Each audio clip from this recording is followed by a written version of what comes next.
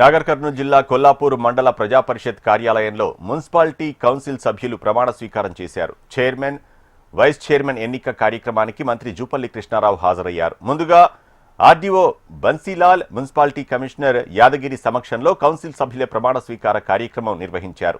అనంతరం municipal chairperson గా రెడ్డి జ్యోతిని, వైస్ చైర్మన్ గా షేక్ రజీం పాషాను కౌన్సిల్ సభ్యులు ఎన్నుకున్నారు. నూతనంగా ఎన్నికైన చైర్పర్సన్, వైస్ చైర్మన్లకు మంత్రి జూపల్లి కృష్ణారావు శుభాకాంక్షలు తెలిపారు. కొల్లాపూర్ మున్సిపాలిటీ చైర్మన్ గా జ్యోతి, అట్లాగే వైస్ చైర్మన్ గా రహీం పాషాను ఏకగ్రీవంగా ఎన్నిక కావడం జరిగింది.